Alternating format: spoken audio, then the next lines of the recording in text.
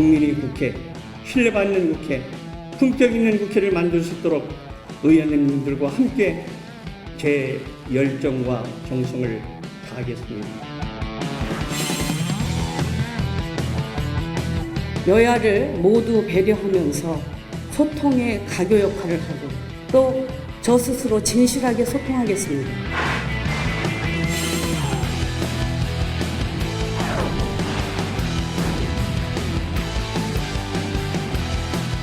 저와 주호영 원내대표가 일하는 국회법을 합의해서 공동 발의할 수 있기를 희망합니다.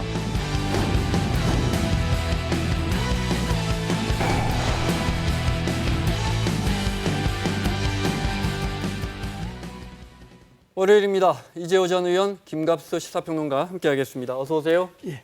사진 한 장 준비했거든요. 주말 토요일이 노무현 전 대통령 서거 11주기 추도식장에서 저 뒤로 보이는 분이 뉴스 보셨죠? 주호영 원내대표입니다. 미래통합당의 권양숙 여사와 이렇게 반갑다고 해야 하나요? 네, 인사를 나눴습니다. 미래통합당 지도부가 노 전 대통령 추모식에 온 게 4년 만입니다. 사진 저 광경에 대한 생각을 먼저 여쭤볼까요? 예, 뭐 난 당연히 잘 갔다고 생각합니다. 또 당연히 마땅히 가야 하고요. 네. 야당 대표가 저런 데를 가야죠. 예. 네. 뭐 저 정도 제스처 갖고는 안 될 일이지만 그래도 찾아뵙고 인사드린 거야 잘한 건데 네. 이 미래통합당이 궁극적으로 풀어야 될 숙제 몇 가지 중에 그중에 제일 큰 것 중에 하나입니다. 그러니까 노 대통령을 저렇게 해서는 안 됐었죠. 그러니까 우리 민주화의 역사에서 김영삼 대통령 때야 군부 내란을 규정하는 역사 정리를 했고요. 그 다음부터는 김대중 대통령은 다 용서를 했거든요. 우선 전두환 대통령에 대해서 공개적인 용서를 하고 박정희 전 대통령에 대해서는 기념관 크게 지어주면서 선양을 했고 또 이어서 노무현 대통령도 그 뜻을 이었는데 다만 학술적으로 정리하자 해서 과거사 진상조사위원회 활동만 했단 말이에요. 네. 이걸 다 뒤집어 엎었어요. 보복의 역사, 정말 슬픈 역사를 만든 게 이명박 정부 들어와서입니다. 다시 말해서 노무현으로 상징되던 진보의 가치를 그 부당한 그야말로 과장된 수사로 망신 주기 등등 해서 그런 일까지 저지르고 이게 한명숙 수사까지 이어졌다고 저희는 생각을 하는데 네. 이 응어리를 누가 풀어야 하느냐 하는 건데 물론 지금 법적 처벌 받고 있는 이명박 대통령이 제일 중심에 있어야 하지만요. 그 소속 당인 미래통합당도 적어도 민주당과 적어도 국정을 같이 나누는 사이가 최대한 될 수 있으려면 네. 적군대 아군 원수가 아니고 하려면 풀어나갈 첫 번째 중에는 노 전 대통령에 대해서 했던 행동에 대한 정말 충심 어린 사죄, 그에 따른 행동들 이 모든 것이 있어야만 국가의 어떤 정책 평화라 그럴까 네. 이게 올 거라고 봅니다.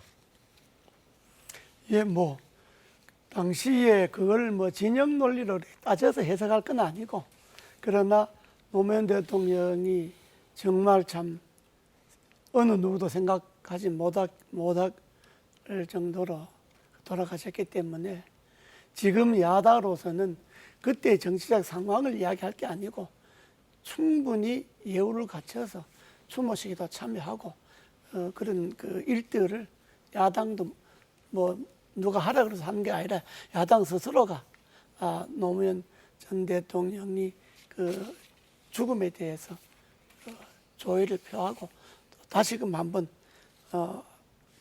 그동안에 추모식에 참석 안 했다는 건 그거의 비정상이죠. 당연히 추모식에 참석하고 해야지. 그때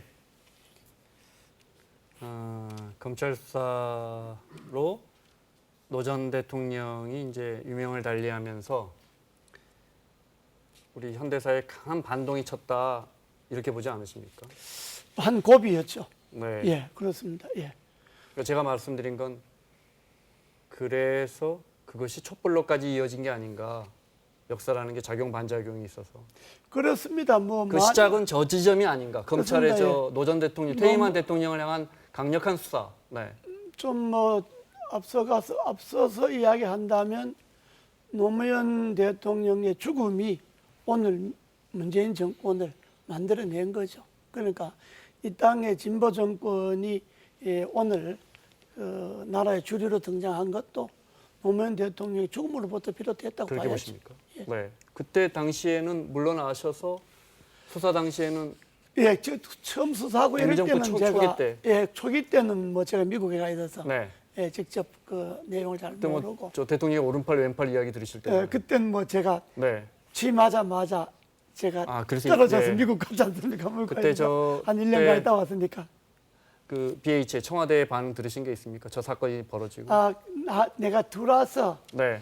그 노무현 대통령께서 돌아가시고 난 다음에 그 대통령 이명박 대통령께서 매우 그 상당히 그 비통해하시고 있을 수 없는 일이 일어났다고 그런 그 하시는 말씀 제가 들었어요. 예. 네. 그러니까 노 대통령이 그냥 돌아가신 게 아닌 게 돼버린 거죠. 결과적으로 뭐 정권 창출 이런 차원만 얘기할 건 아닌데 과거에는 이제 군부 중심의 지배 권력 대 저항 운동 세력이었습니다. 이 저항 운동 세력은 조직을 갖추고 이념을 갖춘 그런데 노 대통령이 이제 죽음을 통해서 각성시킨 게 뭐냐면 그냥 일반 시민들 깨어 있는 시민들의 각성된 그 의식을 일깨우면서 과거의 운동권 세력이 아니라 광범위한 그냥 장삼 이사와 같은 사람들이 사회의식을 갖게 되고 정치에 참여했어요. 그게 선거에 열심히 나온다든지 캠페인을 한다든지 후원을 한다든지 이런 거여서 한국 사회가 지금은요 유럽의 어떤 선진국가 대비해도 전혀 뒤지지 않는 사회적 공기를 갖고 있거든요. 이게 모두 이 노 대통령이 재임과 그다음에 불의한 그런 돌아가시는 일 등등을 통해서 시민사회에 던진 메시지고요. 그걸 받아서 현재 한국이 작동이 되고 있는 겁니다. 네. 저 자꾸 궁금해지네요. 예. 저 우리 현대사의 불행한 사건 그 전에 노 전 대통령 퇴임한 대통령에 대한 수사에 대한 MB의 생각을 직접 들으신 적이 있으십니까? 그 퇴임한 제가 한번 뭐 직접 들은 적은 있는데요. 그러니까 이제 노무현 대통령을 뭐 지금 여당에서 말하는 것처럼 처음부터 뭐 표적을 삼아서 수사하려고 해서 한 것이 아니고 박연차 사건 조사하다가 이제 터져 나오니까 결국은 이제 검찰에서 조사를 하겠다고 그랬는데 대통령께서는 뭐 그 직접적인 조사를 꼭 해야 할 필요가 있느냐 상당히 그 점에 대해서는 뭐 검찰과 의견을 좀 달리한 이야기는 하셨어요. 네. 예, 직접 들으셨습니까? 예, 저하고 같이 있으면서 네. 그 검찰이 자꾸 그러는데 그 대통령을 전직 대통령인데 예우가 있는 건데 그걸 직접 조사할 필요가 있느냐 그런 이야기는 하셨어요. 예. 알겠습니다. 자, 다음 주제로 넘어가겠습니다. 이용수 할머니의 2차 기자회견이 있었습니다. 편집된 게 있습니까? 들어온 게 있으면 먼저 한번 들어보고 두 분 의견 듣겠습니다. 이걸 왜 그런지 누구한테라도 말할 수 없었습니다. 그러면 정시대 대책협의회라면 이걸 밝혀줘야 안 됩니까? 할머니 어디 갔다 왔습니까? 해가지고 밝혀줬는데 한 번도 할머니를 앉혀가지고 정언 한 번 받은 적이 없습니다. 93년도부터 서구동에 집이 있었습니다. 책을 놓고 그 책을 6,500원에 파는 걸 봤습니다. 그래도 그걸 몰랐습니다. 그걸 챙기는 줄 모르고 그것이 당연하다 하고 댕김스러 미국으로 어디로 다니면서 제가 제일이라고 생각하고 청원도 하고 또 정신대 대책협의회 박물관을 짓는 때 서대문 해무소서 짓는다고 했습니다. 그때에 박경림 씨하고 저기 큰 조카 내후관하고 저하고 가서 15만을 받고 정신대 대책협의회에서 증언을 했습니다. 대표로 소리 하지 마라. 창피하다. 했습니다. 그러면 대표 소리는 안 해도 대표 대원을 해줘야 될 거 아닙니까? 3월 30일 날 제가 전화를 했습니다. 미양 씨, 이러면 안 되지 않나? 한 분 오느라고. 안 그러면, 그렇지 않으면 내가 기자회견 할란다. 했는데, 아주 큰 소리로 당당하게 기자회견 하락해서 제가 5월 7일 날 기자회견 했는 겁니다. 아, 일이 많이 틀어졌죠. 네, 딱 봐도 일이 많이 틀어졌습니다. 어디서부터 잘못된 건지. 네. 가슴이 많이 아픈데요. 가족 간에도 다툼이 있는데 30년 사실 남남으로 만나서 활동해 오면서 서운한 감정들 이렇게 저렇게 쌓였을 거라고 생각하고, 저도 오늘 이영수 할머님의 이제 기자회견에 다는 못 보고 상당한 부분을 보면서 네. 뭐가 느껴졌냐면, 이영수 할머니는 사실 당사자 아닙니까? 그러니까 내가 이 모든 일의 이제 중심이라고 생각하시는 것 같고, 그다음에 정대협서부터 정의연 현재까지 활동가들 입장에서는 한일 간에 꼬여 있는 역사 문제를 정리해가는 과정의 일환으로 그 과정으로 생각했던 것 같아서 서로 시선이 다르구나 하는 건데, 할머니의 말씀을 존중을 최대한 해드려야 될 거라고 네. 생각은 해요. 그러나 할머니의 증언 속에서 우리가 봐야 될 거는 저분이 얼마나 화가 났느냐는 아니에요. 화나는 건 두 당사자 간에 우리가 누구도 알 수 없게 쌓여 있는 문제거든요. 예? 우리 사인 간에 그런 네. 일 많이 있잖아요. 공적인 영역은 아니다 이 말씀이죠. 그렇죠. 근데 공적으로 그러면 윤미향 씨가 과연 저런 단체 활동을 통해서 이 사리 사욕을 추구했고 탈법적인 행동을 했느냐에 대한 네. 그런 문제인데, 그 부분은 검찰이 들여다볼 것이고, 또 우리가 상식으로 저 같은 사람이 상식의 시선으로 볼 때는 이 이용수 할머니의 증언을 통해서 별로 그렇게 나오는 바는 없는 거예요. 제가 질의응답까지 저도 다 못 보고 와서 지금 2시 한 40분쯤에 기자회견을 시작해가지고 질의응답을 다 못 봐서 구체적으로 어떤 내용이 나왔는지는 사실 앞에 이제 모두 발언은 길게 하셨거든요. 30분 예, 길게 가까이. 하셨죠. 저도 아마 거기까지 보신 것 같은데 네. 일단 의혹을 그래픽으로 올려놓고 이 의원님 의견 듣겠습니다. 네. 사실 여러 번 보도로 나온 거라 우리 국민들이 어느 정도는 알고 있는 겁니다. 네. 예, 오늘 이용수 할머니의 기자회견의 초점은 두 가지인 것 같아요. 하나는 윤미향 씨로 대표되는 정대협이나 정의연이 일제하에서 고통당한 정신대 할머니들이나 위안부 할머니들의 고통과 역사를 충분히 알려주도록 노력하지 않았다. 네. 그게 이제 하나고, 그게 이제 서운하다는 게 그렇죠. 두 번째는 우리를 이용해서 돈 모금하는데 결국은 돈벌이 하는데 이용하지 않았느냐. 결국 우리를 30년도 안에 끌고 다니면서 자기네들이 사리사욕 채우는데 이용하지 않았느냐. 그러니까 사리사욕 채우는데 이용했다는 그거는 검찰에서 각종 회계 장부를 통해서 조사해 볼 일이다. 그러니까 그거는 죄를 지은 만큼 벌을 받아야 된다. 그러니까 이용수 할머니 이야기는 윤미향 씨는 용서는 못하겠다, 막 이런 이야기시고. 예. 그 발언 속에서요. 네. 이용수 할머니께서 얼마나 화가 나셨는지가 입증되는 대목이 굉장히 많습니다. 제 기억에 뭐 어떤 얘기를 했냐면, 김복동 할머니하고 윤미향 씨가 미국 가서 여러 가지 공개 증언 활동을 했거든요. 네. 그러면 그거는 김복동 할머니로서도 굉장히 영예로운, 내 살아생전에 좋은 일을 한다라고 그런 인터뷰를 저도 봤는데, 이용수 할머니 시선에는 그게 어떻게 표현이 되냐면 끌고 다니고 고생시켰다 이렇게 돼요. 그러니까 이게 뭐냐면 좀 감정적으로 매우 격앙돼 있어서 모든 것이 고가운 겁니다, 지금. 그 녹취가 있답니다. 그 부분 들어볼 수 있어요? 네, 김복동 할머니에 대한 들어보겠습니다. 있을 때 잘하고, 예? 할머니 있을 때 그 해야 되는데, 고생시키고 끄고 다니면서는 할머니를 이용해먹고, 그래 놓고도, 뻔뻔실이 묘지에 가가지고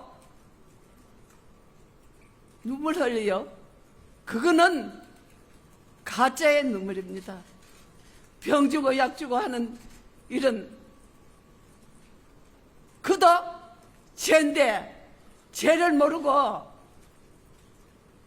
아직까지 이렇게 한데 그것은 다 검찰 측에서 밝힙니다. 저 이야기를 여러 번 하셨어요. 죄 지었으면 벌 받아야 하고 검찰이 밝히는 문제다. 그러니까 이거 개인적으로 용서할 생각은 없으신 건 분명하고요. 네.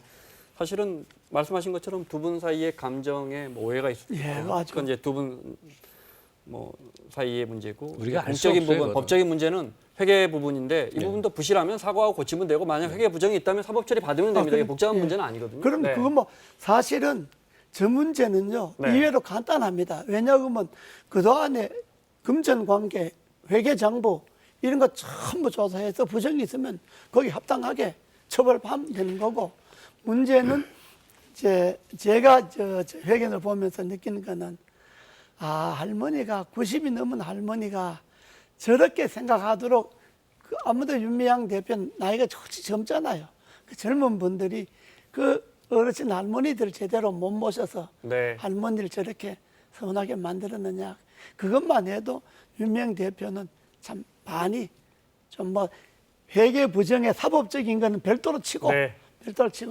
할머니들이 저렇게 서운하게 만드는 것에 대해서는 참 사과를 100번 해야 어떻게 할까요? 저 박지원 의원이 이제 며칠입니까? 닷새만 버티면 이제 윤미향 당선인이 아니고 윤미향 국회의원이 됩니다.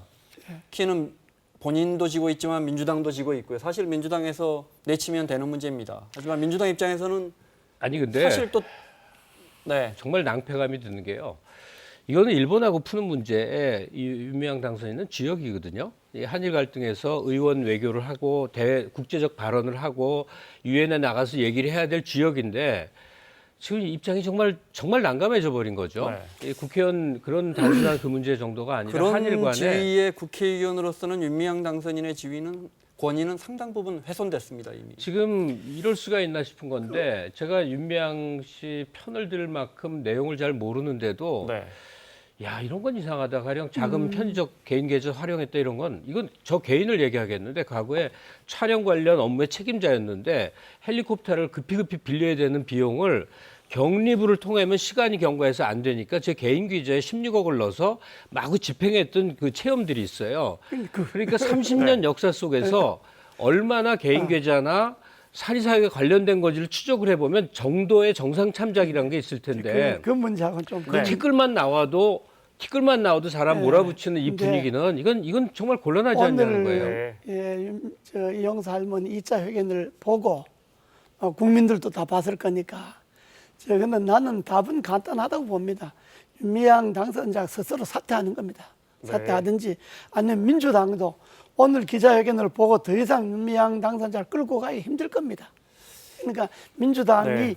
스스로 그만두게 할 수가 없다면 네. 본인을 사퇴하도록 권유해서 사퇴하게 여기에 해야죠. 자 넘어가야 합니다. 죄송합니다. 네, 다음 주제로 넘어가겠습니다. 말씀하신 것처럼 민주당이 오늘 기자회견 보고 어떤 이런 추이를 보겠죠. 그렇겠습니다. 네. 국회의원 배지를 달아줘야 되는데 지금 어떻게 될지 모르겠습니다. 네, 자, 그 노 전 대통령 서거 11주년 추도사에서 이해찬 민주당 대표가 최근에 이제 한명수 전 총리 재조사 관련해서 이런 이야기를 했습니다. 들어보겠습니다. 무슨 소리예요 정말.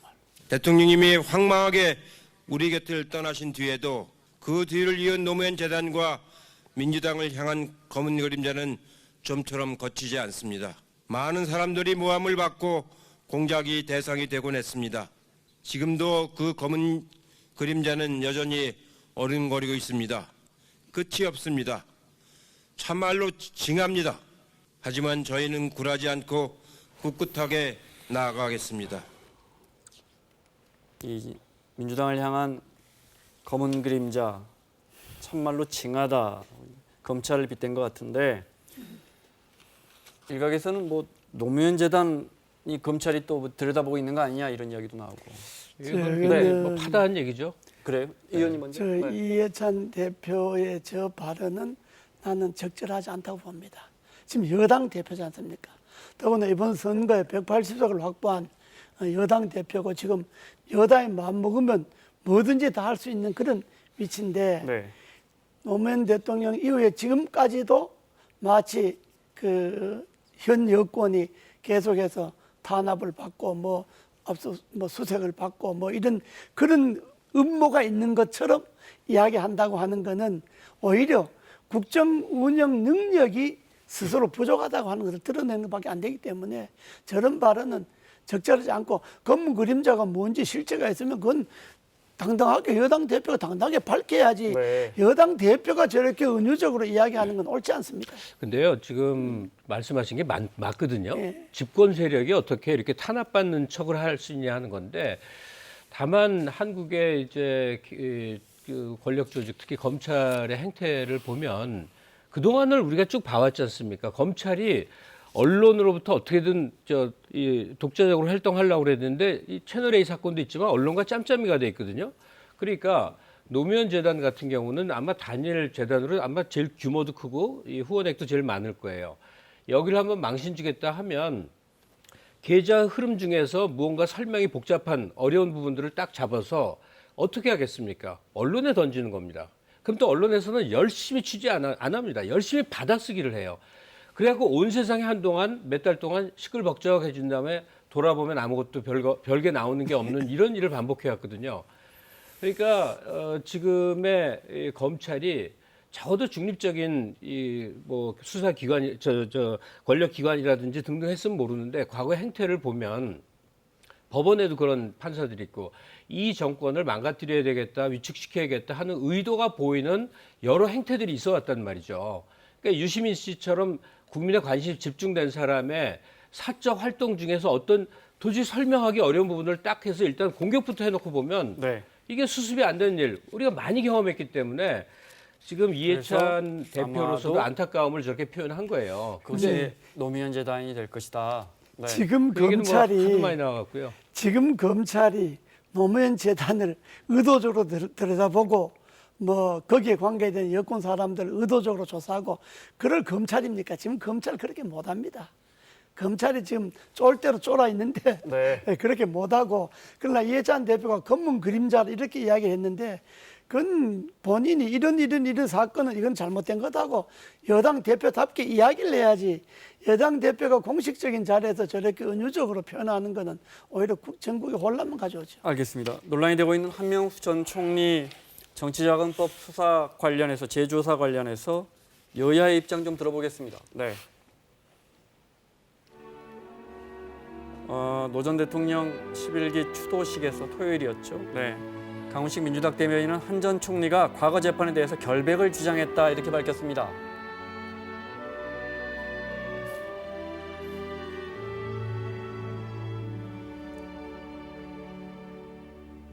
현재의 상황에 대해서 깊이 있게 보시는 것 같은 느낌이 많이 들었습니다. 결백하다라는 것에 대한 취지의 말씀은 있었고요. 대한민국 사법체계를 부정하거나 사법체계의 권위를 훼손하는 그런 일들은 여당이 하지 않을 걸로 보고 사법체제에 대한 권위를 훼손하거나 사법체계를 무시하는 그런 행동이나 요구가 있을 때는 국민들이 알아서 그것을 판단할 거라고 생각을 합니다. 확정된 판결을 변경하는 방법은 재심밖에 없습니다. 재심 청구가 쉽지 않을 것 같고요. 네, 그래서 재조사하자는 건데 그럼 이제 공수처의 이야기가 나옵니다. 네, 새로 출범하는 공수처에서 하면 그러면 이제 함 전 총리의 유죄, 무죄를 가리는 게 아니고 당시에 수사했던 검사들을 공수처에서 수사 대상에 한번 올려보자. 혹시 이런 생각이 있는 게 아닌가? 네, 이제 제가 이건 조심스러운데 정말 비전문가 발언인데 뭐냐면 공수처가 과거사 진상 규명하라고 있는 단체는 아니라고 생각해요. 단체라기보다 조직은 아니라고 네. 생각해요. 현역 검찰들 포함해서 공수처가 원래 대상으로 하고 있는 곳을 매눈을 하고 이제 부릅떠서 제대로 하는 게 맞고 한명숙 총리 사건 같은 경우는 어떤 상식으로 판단을 해봐도 이게 어떻게 해서 범죄가 될까 하는 그런 생각을 하는 분들이 많습니다. 따라서 이거는 정말 재조사가 필요한 일이라고 아주 정말 확실하게 생각을 재조사 그럼 하는데 어디서 합니까? 검찰에서 합니까? 경찰에서 합니까? 공수처에서 합니까? 근데 그동안 해왔던 많은 그 재조사 사건들이 있거든요. 네. 그러니까 간첩 조작 사건도 있고 뭐 대형 사건 사고에 대해서 재조사도 있으니까 예컨대 재정 신청 같은 걸 하면 절차가 밟아지더란 네. 말이죠. 그러니까 이 한명숙 총리의 이 건을 제대로 풀어낸다 하는 것을 네. 공수처의 주요 업무 처리를 해버리면 이게 공수처의 설립 취지 자체가 많이 이렇게 훼손되는 현상을 불러일으킬 겁니다. 네. 그래서 예. 이 공수처는 그야말로 그 권력기관의 정책 독립을 도모하는 곳이고 부패 행위를 방지하고자 하는 것이지 네. 현 정권이 갖고 있는 부당함이나 억울함을 해소하는 도구처럼 연상시키는 행동을 해서는 안 되지 않겠는가. 네. 네. 재정 신청 말씀하셨는데 그러면 지금 법으로는 아마 법원이 그걸 받아들여주기 아니, 법원이 그거는 기소를 해야 되는데 그렇게 지금 받아들여주기 쉽지 않을 것 같습니다. 김갑수 선생 말씀하신 대로 공수처라고 하는 거는 고위공직자 비리수사처, 고위공직자 범죄수사처이기 네. 때문에 공수처에서 뭐 지난날 모든 그 사건을 다 다시 조사한다 이렇게 하면 네. 오히려 국민들이 공수처에 대한 신뢰가 떨어지죠. 그건 옳지 않고 저 문제는 간단합니다. 저도 뭐 안명숙 전 총리와 국회의원도 같이 했고 네. 의정부 교도소 수감 있을 때 저는 면회도 같이 가보고 이제 그래 했는데 저 사건은 억울한 점이 있다. 그러면 재심을 청구하면 됩니다. 그럼 법원에서 재심 청구하면 재심 요건이 갖추어서 청구하면 거의 받아들입니다. 우리도 재심 청구해서 2건이나 저도 네, 무죄 무죄 받았거든요. 받으셨죠? 예, 네. 그러니까 저 건은 뭐 시끄럽게 할 거 없고 민주당의 여야가 싸울 거리가 아니에요. 그럼 본인이 난 진짜 억울하다 이거는 사실이 아니다. 재심 청구하면 지금 한명수 전 총리가 재심 청구했는데 이걸 요건이 안 된다고 기각을 할 수 있겠습니까? 재심에서 다루면 되는 겁니다. 재심에서 검사들이요 조사를 참 다시 합니다. 네. 그래서 지난 원판이 잘못됐으면 검사가 국가 권력이 잘못했다고 법조에서 사과를 하고 그래요. 그러니까 재심하면 간단합니다. 맞는 예. 말씀인 것 같고요. 거기에 덧붙여서 한명수 총리권은 그 의도서부터 해서 이건 반드시 재조사돼서 규명돼야 할 사건으로 생각합니다. 네, 알겠습니다. 끝으로 자 김종인 통합당 비대위원장 미래통합당이 김종인 비대위원장 체제로 가기로 했습니다. 왜 미리 웃으십니까? 네, 자 김종인 내정자 이야기 들어볼까요? 네. 당을 쇄신하는 역할을 이제 주도하시게 된다면 당명 개정이라든지 아니 이런 그러니까 것들도 뭐 그런 거 저런 것도 다 포함해서 생각할 수가 있어요. 제대로 할 것 같으면 매일매일 또 투쟁을 해야 돼. 나는 원래가 보수라는 말을 쓰기 싫어하는 소리예요. 내가 이 과거에 2012년에 그 당시에 박근혜 비대위 때도 내가 보수라는 말을 좀 빼자고 그 관계는 이번 선거에서 명확하게 드러나는데 그거를 생각하면은 답이 다 나오게 돼 있어요. 어렵게 생각할 게 없다고. 정당이라는 게 뭐 하도 성격이 다른 사람들이 모이는 거기 때문에 뭐 반대도 있을 수 있고 그런 거지. 일일이 신경을 쓰면 아무것도 할 수가 없어요. 우리 사회의 지금 현실이고 우리나라의 미래를 생각을 할 것 같으면은 앞으로 우리나라를 짊어지고 갈 사람들이 40대, 30대가 주축이 돼야 할 거 아니에요. 비대위원 어떻게 꾸릴지는 너무 이른 아니, 질문인 거죠, 대표님? 그건 내가 지금 현재 생각도 안 하고 있으니까 그건 낭중해봐요. 자 결국 김종인 위원장이 맡기로 했습니다. 저거 이제 절차가 좀 남았습니다. 전국 상임위원회에서 통과가 돼야 되고요. 네. 전국 상임위원회 한 50여 명 되는데 지난번에 전국 상임위원회를 무산된 열었는데 적이 있죠. 네. 무산됐거든요. 반대표가 많아서. 이번에 이제 전국 상임위원회 통과를 해야 되고 또 전국 상임위원회 통과하고 나면 그 비대위 구성에 대해서 그것도 그 전국 상임위원회 일일이 그걸 받아야 됩니다. 아직 네. 절차는 좀 남아 있는데 근데 이제 저분이 들어와서 보수 정당에 와서 보수를 빼자 그러면 지금 보수 정당을 지지했던 사람들이 저 가만히 있겠습니까? 아니 지금 김종인 위원장 그 녹취에 나왔잖아요. 엄청 지금 좀 흥미로운 얘기를 한 겁니다. 왜냐하면 한국에서 보수는 안보 문제와 경제 정책 두 개로 규정이 되는데 이 김종인 위원장이 안보에 대해서는 특별히 발언한 게 없어요. 이 경제 정책은요. 어쩌면 민주당보다도 더 진보적일지 모르는 경제 민주화론자거든요. 그런데 지금 미래통합당의 대표 역을 하신다. 이러면 그 당의 기본 강령하고 완전히 배치될 텐데 이게 어떻게 봉합돼서 가나 아주 흥미롭습니다. 네. 알겠습니다. 홍준표 당선인 복당이 김종인 체제가 된다니까 또 관심인데 홍 전 대표와는 요즘 하는 말로 입사 동기시더라고요. 그렇습니다. 96년에 한나라당에 같이 시작하신.